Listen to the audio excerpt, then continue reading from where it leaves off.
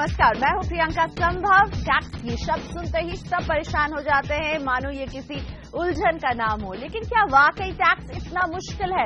कम से कम हमारे इस शो में तो बिल्कुल भी नहीं, क्योंकि हम लेकर आते हैं आपके हर सवाल का जवाब, वो भी सरल तरीके से। और टैक्स को सरल बनाते हैं आपके लिए हमारे टैक्स गुरु सुभाष लखोटिया जी, जिनके साथ हम टैक्स की बारीकियों को समझते हैं, ये भी जानते हैं कि सही तरीके से टैक्स कैसे भरना चाहिए। चलिए, इनसे ये सारी बातें तो होंगी, लेकिन उससे पहले आपको बताते हैं कि आज टैक्स गुरु में क्या है। टैक्स गुरु हमें समझाने वाले हैं कि किन परिस्थितियों में पीएफ अकाउंट से पैसे निकाले जा सकते हैं। सुलझाएंगे एक दर्शक की उलझन कि ई गोल्ड और ई सिल्वर बेचने पर हुआ फायदा वेल्थ टैक्स में जोड़ सकते हैं या नहीं। और टैक्स गुरु से जानेंगे कि अगर कंपनी से रेंट फ्री अकोमोडेशन मिला है तो क्या इस पर टैक्स देना पड़ेगा या नहीं। साथ ही है आपके भी ढेरों सवाल, लेकिन लखोटिया जी से शुरुआत करते हैं एक सवाल के साथ, जो सवाल हमारे कई दर्शक भेज रहे हैं, खास करके नौकरी पेशा कर्मचारियों के मन में एक बात को लेकर उलझन बनी हुई है। लखोटिया जी, वो ये है कि पीएफ से पैसे कब निकालने चाहिए, कब नहीं निकालना चाहिए, क्योंकि एक कंट्रीब्यूशन होता है जो जमा होते जाता है, और कई बार इमरजेंसी सिचुएशन होती है, ऐसी सिचुएशन होती है जब आप किसी से पैसे नहीं मांगना चाहते हैं। तो एक तरह से क्लैरिटी हम चाहते हैं कि किन स्थितियों में पीएफ से पैसा निकाला जा सकता है। कुल मिलाकर बात तो यही है ना, पैसा पैसा और पैसा। एंड पर्टिकुलरली वेतनभोगी कर्मचारी के लिए दोस्तों पैसे की बहुत इंपॉर्टेंस है, लिमिटेड रिसोर्सेज है, एम्प्लॉयर से मांगने जाएं, मिले नहीं मिले। पर आपको बता देते हैं आज कुछ नुस्खे इंपॉर्टेंट हैं, कानूनी रूप से लीगली वैलिड हैं, और ये सब लिखे हुए हैं आयकर कानून के इनकम टैक्स रूल बुक में, income tax rules rule number 68 में। और उसके अंदर क्लियर कट लिखा हुआ है कुछ ऐसे सर्कमस्टेंसेस जहां पर जरूरत हो तो कोई व्यक्ति अपने रिकॉग्नाइज प्रोविडेंट फंड में जो जमा राशि है उसमें से पैसे निकाल सकता है। कब? रोज मत निकालना भैया, केवल अर्जेंट इंपॉर्टेंट सिचुएशंस में। पहला नंबर है पेमेंट करने के लिए बीमारी के खर्चे के लिए। परिवार का कोई सदस्य बीमार हो गया, आपको जरूरत है पैसे, आप ले सकते हैं रिकॉग्नाइज प्रोविडेंट फंड में से। सेकंड इंपॉर्टेंट आइटम है बच्चों की पढ़ाई के लिए, हायर एजुकेशन के लिए पैसे कम पड़ गए, बच्चों को फॉरेन भेजना है, नहीं है पैसे, लीजिए सहारा रूल 68 के तहत और निकाल लीजिए अपने रिकॉग्नाइज प्रोविडेंट फंड में से पैसे। और इसी तरह अगर कोई घर में शादी है या कोई गमी हो गई, खर्चे की जरूरत है, या कोई और सेरेमनी है, उसके लिए भी पैसे निकाल सकते हैं। साथ ही साथ इंपॉर्टेंट एक आइटम और है, और वो है बिल्डिंग अ हाउस। मकान बनाने के लिए पैसे चाहिए, निकाल लो। या कोई मकान खरीदना है, जमीन खरीदनी है, तो भी पैसे निकाल सकते हैं। साथ ही साथ अगर आपके कोई लोन लिया हुआ है मकान के लिए, तो भी पैसे निकाले जा सकते हैं। कुल मिलाकर केवल घर खर्च के लिए पैसे नहीं निकालने, पर हां, घर खर्च के लिए भी पैसे उस अवस्था में निकाले जा सकते हैं जब आपके एम्प्लॉयर के यहां प्रॉब्लम हो गई हो, फैक्ट्री बंद हो गया हो, लॉकआउट हो गया हो, ऐसी सिचुएशंस में ही। यह भी ध्यान रखना भैया, जब बात हमने फैमिली शब्द की, तो इस कानून के लिए फैमिली का मतलब हो गया एम्प्लॉय जो है उसकी पत्नी, उनके बच्चे, सौतेले भी बच्चे, और पेरेंट्स, सिस्टर और माइनर बच्चे, इन सब के लिए निकाला जा सकता है पैसा। यानी अगर आप भी पीएफ से पैसा निकालना चाहते हैं और कुछ कंफ्यूजन है मन में, तो रूल नंबर 68 पढ़ लें, इसमें आपको सारे जवाब मिल जाएंगे। अब लेते हैं अपने दर्शकों के सवाल, और सबसे पहले बात करते हैं सूरत से फोन लाइन पर एपी सेठ साहब हैं। सेठ जी नमस्ते, बताइए क्या जानना चाहते हैं आप लखोटिया जी से। नमस्कार लखोटिया जी। नमस्ते जी सेठ साहब, बोलो जी। हाँ जी, मैं ये जानना चाहता हूँ कि ई गोल्ड ई सिल्वर परचेज के बाद मैंने पेमेंट कर दिया ब्रोकर को, उसके बाद ये डीमेट में क्रेडिट हो जाते हैं। हाँ, होते हैं। तो क्या मैं इसको वेल्थ टैक्स रिटर्न में एडिशन ड्यूरिंग द ईयर करके टैक्स कंप्यूटेशन कर सकते हैं? बिल्कुल। आप जब वेल्थ टैक्स की बात करते हैं तो 31 मार्च जब ईयर एंडिंग होगा, उस दिन देखना है कि हमारे पास वो वेल्थ के रूप में है या नहीं। अगर आपने आज खरीदे और 31 के मार्च के पहले ही क्लियर कट हो गए, जीरो हो गए आपके अकाउंट में, कुछ नहीं है, तब 31 मार्च के दिन ही वेल्थ टैक्स दिया जाता है। 31 मार्च ऑफ ईच ईयर, उस दिन नहीं है अगर आपके पास में, तो नहीं दिखलाना है वेल्थ टैक्स रिटर्न में, है तो फिर दिखलाना है। चलिए, उम्मीद करते हैं सेठ साहब आपका कंफ्यूजन दूर हुआ होगा। भोपाल से अनिल कुमार जोशी जी का ईमेल लेते हैं। अनिल नवंबर 2010 में रिटायर हुए हैं। रिटायरमेंट के बाद मिले पैसे में से 14 लाख का एफडी पत्नी के नाम से किया था, जिसका ब्याज इनकी इनकम में जोड़ा गया है। अनिल जानना चाह रहे थे कि फाइनेंशियल ईयर 2011-2012 के लिए मिलने वाला ब्याज पत्नी की इनकम क्या माना जा सकता है, और अनिल टैक्स बचाने के लिए भी आपकी मदद चाह रहे हैं लखोटिया जी। साथ ही में इनकी 15 लाख फिक्स डिपॉजिट में जमा है, साथ ही इन्हें 1,80,000 रुपए का पेंशन भी मिल रहा है। तो क्या करें जोशी साहब? ऐसा है जी अनिल जी, आपकी बातों से ये लग रहा है कि आपको अपने ऊपर कॉन्फिडेंस पूरा नहीं है कि भाई मेरे पास पैसे रहेंगे तो कहीं कोई रिश्तेदार ले जाएगा, कोई खर्च हो जाएंगे, तो पत्नी के नाम में एफडी करा दिया। वैसे ये काम तो बढ़िया किया है, अच्छी बात है। अब आइए टैक्स में क्या होगा। आपने अपनी पत्नी को गिफ्ट कर दिया, उन्होंने कर ली बैंक में एफडीआर, इसकी जो भी इनकम है वो आपकी इनकम में ही जोड़ी जाएगी। इसलिए याद रखिएगा, चाहे एफडी करा दी पत्नी के नाम में, पर सारा ब्याज जो इस एफडी पर पत्नी को मिलेगा वो केवल आपकी इनकम में जोड़ा जाएगा। अलग से इस आइटम को पत्नी की रिटर्न में दिखलाना जरूरी नहीं है, नहीं दिखला सकते। पर आप ये भी जानना चाहते हैं कि आगे भी क्या करूं ऐसा जिससे कि क्लबिंग नहीं हो, तो एक ही काम है, क्योंकि अभी आपके पास पैसे और भी बचे हुए हैं रिटायरमेंट बेनिफिट्स के, तो अगर पत्नी के नाम में इन्वेस्ट करना ही है और क्लबिंग नहीं करवाना है तो आप पत्नी को गिफ्ट दे के उस राशि पे पत्नी इन्वेस्ट करे शेयर्स में, या पत्नी इन्वेस्ट करे म्यूचुअल फंड में। और जैसे आप जानते हैं दोस्तों, म्यूचुअल फंड की इनकम और शेयर्स का डिविडेंड दोनों ही माफ है, और 1 साल के बाद शेयर्स भी बेच दें तो भी पूर्णतः माफ। तो ऐसे करने पर आपको क्लबिंग प्रोविजंस की समस्या से पूर्ण छुटकारा मिल जाएगा, चिंता ही नहीं रहेगी आपको। तो जोशी साहब, फिक्स डिपॉजिट जो आपने बीवी के नाम पर किया है उसमें क्लबिंग प्रोविजन का प्रावधान लगेगा और इसके जरिए आपकी इनकम मानी जाएगी। लेकिन एक आइडिया लखोटिया जी का, आप अपनी पत्नी को गिफ्ट दें और आपकी पत्नी शेयर्स में या म्यूचुअल फंड में निवेश करें। चलिए बढ़ेंगे आगे। मुंबई के अभिजीत कल्याणकर अंडर कंस्ट्रक्शन घर के ईएमआई के ब्याज और प्रिंसिपल पर छूट के बारे में जानकारी चाहते हैं। अभिजीत की दिसंबर 2011 में अपने घर का पोजेशन लेने वाले हैं और जानना चाह रहे हैं क्या वो अप्रैल 2011 से दिसंबर 2011 के लिए छूट क्लेम कर सकते हैं? अरे भैया अभिजीत जी, आपको तो मकान इस साल दिसंबर तक मिल जाएगा और न्यू ईयर चालू होते ही अपने नए मकान में रहोगे। आपके लिए बहुत फायदे की बात, पूरे साल का, जी हां, 1 अप्रैल 2011 से लेके 31 मार्च 2012 पूरे फाइनेंशियल ईयर का जो आपने ईएमआई का पेमेंट किया, ब्याज का भुगतान किया, रीपेमेंट ऑफ द लोन दिया, पूरी राशि पर आपको मिलेगी टैक्स की छूट। चाहे मकान अप्रैल में तैयार नहीं हुआ, दिसंबर में तैयार हुआ तो भी मिलेगा। कुल मिलाकर सीधा मतलब यह है कि साल भर में, वर्ष भर में जब कभी भी मकान तैयार हो, मार्च के दिन जब मकान तैयार है, पूरे साल का बेनिफिट हमको जरूर मिलेगा। चलिए अभिजीत जी, आपके लिए तो अच्छी खबर है। इसी के साथ हम लेंगे एक छोटा सा ब्रेक। देखते रहिए टैक्स गुरु। आगे जानेंगे प्रोविडेंट फंड से मिलने वाले पैसे पर टैक्स की देनदारी किस तरह से बनती है। तो वापस आइए इस काम की बात को जानने के लिए।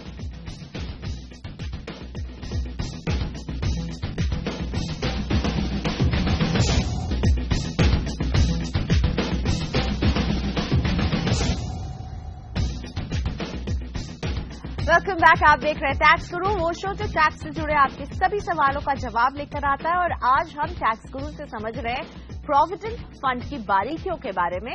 और लखोटिया जी, प्रोविडेंट फंड से जब पैसे मिलते हैं तो उस पर भी हमें क्या टैक्स देना होता है? आप इस तरह के सवाल पूछेंगे तो हमारे दर्शक घबरा जाएंगे कि ये क्या बात है, मैं रिटायर भी हुआ और पैसे भी मिल गए प्रोविडेंट फंड से, फिर टैक्स लगेगा क्या? दोस्तों पहले बतला दें, पहले जनरल बात, आयकर कानून में सेक्शन 10(12) के तहत जो राशि आपको रिकॉग्नाइज प्रोविडेंट फंड से मिलती है, उस पूरी एक्यूमुलेटेड राशि, उस पे किसी भी प्रकार का इनकम टैक्स नहीं लगता। तो ये तो फायदे की बात हो गई। पर जरा ये भी समझ लें कि आयकर कानून में और कोई प्रावधान है क्या जहां कभी कभी लग सकता है टैक्स? बिल्कुल लग सकता है, और ये बात लिखी हुई है रूल 8, और वो भी इनकम टैक्स एक्ट के शेड्यूल 4 के अंदर, जहां पर लिखा हुआ है कि अगर कोई वेतनभोगी कर्मचारी जहां नौकरी कर रहा है, प्रोविडेंट फंड के अंदर पैसा जमा करा रहा है और 5 साल से कम नौकरी करता है, पैसे निकाल लेता है, ऐसी अवस्था में तो टैक्स लगेगा। तो मेरा तो सजेशन ये है कि ऐसे व्यक्ति जो 5 साल के पहले नौकरी छोड़ देते हैं, वे कृपया रिकॉग्नाइज प्रोविडेंट फंड से पैसे न निकालें, बल्कि जहां पर नई नौकरी कर रहे हैं वहां पर इस अमाउंट को ट्रांसफर कर लें, तो टैक्स नहीं लगेगा। एक और सिचुएशन है, जब 5 साल से पहले आप नौकरी भी छोड़ देते हैं और पैसा भी निकाल लेते हैं, फिर भी टैक्स नहीं लगेगा। जी हां, यह भी बात इसी रूल 8 में लिखी हुई है, जहां पर बताया गया है कि अगर आप नौकरी छोड़ते हैं, आपकी बीमारी की वजह से बीमारी हो गई, नौकरी से हटा दिया गया, या जहां काम कर रहे थे उनका काम धंधा ही चौपट हो गया, बंद हो गया, इसलिए छोड़नी पड़ी नौकरी, ऐसी अवस्था हो तो भी आपको 5 साल से कम के अंदर पैसे निकालने पे टैक्स नहीं लगेगा। ये बातें अगर हम बारीकी या ध्यान रखेंगे तो हमको चिंता ही नहीं होगी। कुल मिलाकर जब लास्ट में जब रिटायर होंगे और या समझ लीजिए 5 साल के बाद जब भी पैसे निकालेंगे, टैक्स बिल्कुल नहीं लगने वाला है। बढ़ेंगे आगे। हिमाचल से विक्रांत बंसल जी फोन लाइन पर हमारा इंतजार कर रहे हैं। विक्रांत जी नमस्ते, क्या जानना चाहते हैं आप टैक्स गुरु से? नमस्कार मैम, एक्चुअली मेरे को ना एक चीज पूछना था, जो ये रेंट फ्री अकोमोडेशन का है ना मैम जी, कि हमें जैसे शेयरिंग अकोमोडेशन दिया गया है, अच्छा 3 या 4 लोग होते हैं अकोमोडेशन में, हाँ हाँ तो सभी से अलग अलग चार्ज किया जाता है 7.5% के हिसाब से। बिल्कुल। तो इसमें कुछ ऐसा नहीं है कि ये शेयरिंग हो, अगर शेयरिंग अकोमोडेशन है, अगर इंडिविजुअल अकोमोडेशन हो तो रीजनेबल है।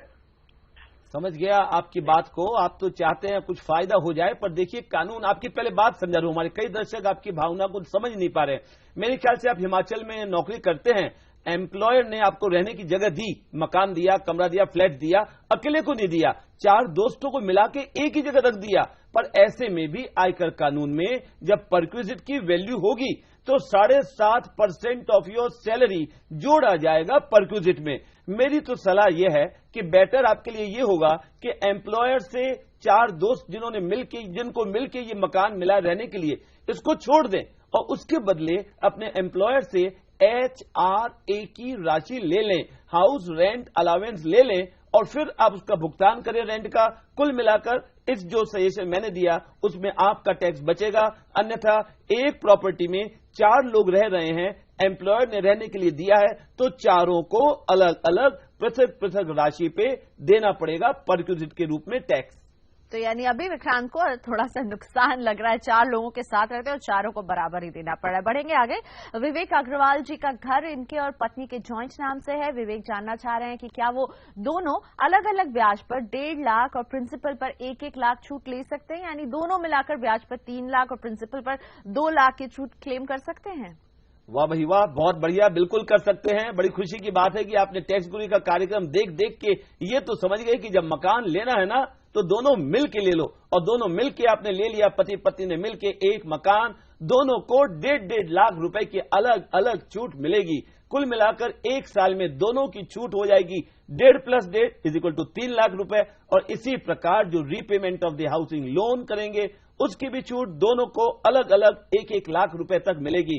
कुल मिलाकर फायदा ही फायदा। हमारे दर्शक जरा इस प्रश्न से ले लें प्रेरणा, मकान खरीदो जॉइंटली, टैक्स बचाओ ज्यादा। बढ़ेंगे अगले सवाल की तरफ। लखोटिया जी, मनोज शर्मा जी परेशान हैं, नौकरी पेशा हैं और इन्हें किडनी की बीमारी है और महीने में 3 से 4 हजार रुपए इनका इलाज पर जो है वो खर्चा हो रहा है। इन्होंने एम्स से इसके लिए सर्टिफिकेट भी ले रखा है। क्या मनोज जी सेक्शन 80 DDB के तहत छूट ले सकते हैं? जी हाँ मनोज जी, आयकर की धारा 80, आयकर कानून की धारा 80 DDB के तहत अगर स्पेसिफाइड डिजीजेस पर हम खर्चा करें तो साल भर की छूट मिलती है 40,000 रुपए, और सीनियर सिटीजन होता है उसको ज्यादा मिलती है 60,000 रुपए। पर सबसे पहले ये देखना जरूरी है कि क्या जो बीमारी किडनी की है, जो प्रॉब्लम हमको है, क्या वो क्वालिफाई भी करता है या नहीं करता है। इसके लिए बेहतर होगा आप आयकर कानून के इनकम टैक्स रूल 11DD में पूरी लिस्ट दी गई है बीमारियों की, उनको देखें और जरा एग्जैक्ट इस बात का आंसर पता कराएं कि आपकी जो प्रॉब्लम है क्या उसमें कवर्ड है क्या। अगर है कवर्ड तो आपको छूट मिलेगी, और साथ ही साथ उससे एम्स में आप ट्रीटमेंट करवा रहे हैं तो एम्स के डॉक्टर से सर्टिफिकेट ले लें इन प्रिस्क्राइब्ड फॉर्म नंबर 10I, फिर मिलाकर आपको फायदा होगा। पर सबसे इंपॉर्टेंट बात है पहले ये देखना क्या आप एलिजिबल भी हैं या नहीं। इसलिए अपनी एग्जैक्ट बीमारी और आयकर कानून में लिखी हुई बीमारियां दोनों का अध्ययन ठीक से करें, और इसके लिए आपको देखना होगा रूल नंबर 11DD। इसी के साथ वक्त है ब्रेक का। आगे जानेंगे प्रोविडेंट फंड से जुड़े नॉमिनेशन के पहलुओं के बारे में।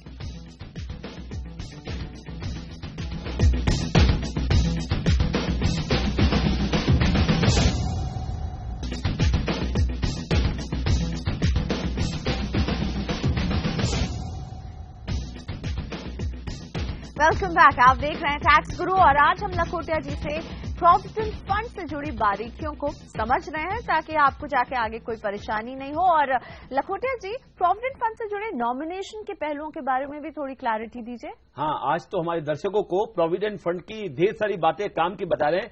एक बहुत इंपॉर्टेंट बात है नॉमिनेशन में, और सभी वर्ग के एम्प्लॉयज को यह ध्यान रखना चाहिए क्योंकि rule 67A of income tax rules, उसमें क्लियर कट लिखा हुआ है कि नॉमिनेशन किसका कर सकते हैं।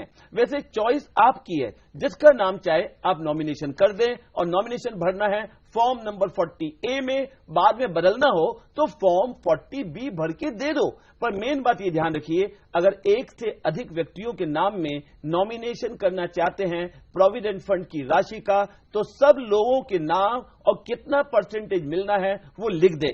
अगर आज आपके फैमिली है और फैमिली के अलावा अन्य व्यक्ति को देना चाहते हैं प्रोविडेंट फंड की राशि, वो मुमकिन बिल्कुल नहीं है। उसके नाम में नॉमिनेशन नहीं कर सकते। और कोई कारण से आज आपकी शादी नहीं हुई, परिवार के लोग नहीं है, और आपने किसी XYZ का नाम कर दिया नॉमिनी में, और बाद में आपकी फैमिली हो गई, तो बाद में ऐसे में नॉमिनेशन चेंज करना पड़ेगा। चलिए अब बढ़ते हैं सवालों की तरफ, और ये सवाल हमें आया है कुणाल वाथलियानी जी का। ये जानना चाह रहे थे कि गिफ्ट के मामले में क्या HUF और रिश्तेदार एक समान है, और क्या HUF के लिए भी साल में 50,000 से ज्यादा का अगर गिफ्ट मिलता है तो टैक्स फ्री होता है? हमारे दर्शकों को बतला दें, सिंपल क्लियर कट आंसर, आयकर की धारा 56 के तहत 50,000 रुपए से ज्यादा मिलेगा अमाउंट रिलेटिव से, तो टैक्स नहीं लगेगा। पर दोस्तों ये तो ध्यान रखो कि HUF का रिलेटिव कोई होता ही नहीं है, इसलिए HUF को किसी से भी 50,000 रुपए से ज्यादा साल की गिफ्ट मिली तो उस पे टैक्स लगेगा। और गौरव देवांशी ने हमें मेल भेजा है, 40,000 रुपए इनकी महीने में कमाई है, टैक्स बचत करना चाहते हैं, जिस मकान में रहते हैं वो उनकी दादी के नाम पर है। ऐसे में गौरव जानना चाह रहे थे क्या वो अपनी दादी से किराए की रसीद लेकर ऑफिस में जमा कर सकते हैं? पर गौरव जी, आपने ये बताया क्यों कि 40,000 की कमाई है मंथली, कैसे है कमाई, नौकरी से है या बिजनेस से, ये हमको नहीं पता। समझ लो नौकरी से है तो डेफिनेटली अपनी दादी जी से, आदरणीय दादी जी से रसीद लेके HRA का बेनिफिट ले सकते हैं। और अगर आप अपना बिजनेस कर रहे हैं तो ये बेनिफिट आपको नहीं मिलेगा। साथ ही साथ अगर बिजनेस है तो डेप्रिसिएशन का और बिजनेस टैक्स प्लानिंग का आपको लेना पड़ेगा सहारा। और समीर पुंज, इनका सवाल आया, इनकी मां का MIS अकाउंट था जिसकी मैच्योरिटी रकम उनकी मां के अकाउंट में आ गई है। समीर की मां हाउसवाइफ है और उनके पास पैन कार्ड भी है। समीर जानना चाह रहे थे कि क्या इस रकम पर टैक्स लगेगा, और ये टैक्स मां या फिर पिता किसके अकाउंट से काटा जाएगा? पहले तो समीर जी ये बताइए कि जो राशि आई आपकी मम्मी के पास वो आई कहां से? क्या पिताजी ने तो पैसे नहीं दे दिए? अगर आपके पिताजी ने पैसे दे दिए आपकी मम्मी को और उससे हुई इनकम, तो डेफिनेटली पिताजी की इनकम में जोड़ा जाएगा। पर अगर ये इनकम मम्मी की है, पिताजी ने कुछ नहीं दिया, तो बिल्कुल चिंता न करें। मम्मी की इनकम और एग्जम्पशन लिमिट से कम है तो टैक्स भी नहीं देना है और रिटर्न भी नहीं भरनी है। पैन नंबर है, अच्छी बात है। चलिए, धन्यवाद टैक्स गुरु जी, हमारे लिए समय निकालकर हमारे दर्शकों के मन से टैक्स से जुड़े इतने सारे सवालों का जवाब देने के लिए। वैसे अगर कोई सवाल आपको भी परेशान कर रहा है तो आप अपना सवाल हमें भेज सकते हैं। इसके लिए आपको SMS करना होगा, TG लिखकर स्पेस दीजिए और अपना सवाल हमें 51818 पर भेज दीजिए। आप हमें ईमेल कर सकते हैं tax@moneycontrol.com पर। साथ ही में ये पता जो आपकी स्क्रीन पर दिख रहा है, इस पर भी आप सवाल भेज सकते हैं। याद रखिए, सवाल के साथ अपना नाम, अपने शहर का नाम और अपना फोन नंबर भी हमें जरूर भेजें। तो अगले हफ्ते हम फिर लेकर आएंगे इनकम टैक्स पर कुछ और नए मुद्दे, कुछ नए दर्शकों के सवालों के साथ। तब तक के लिए मुझे और लखोटिया जी, हम दोनों को यही इजाजत दीजिए। नमस्कार।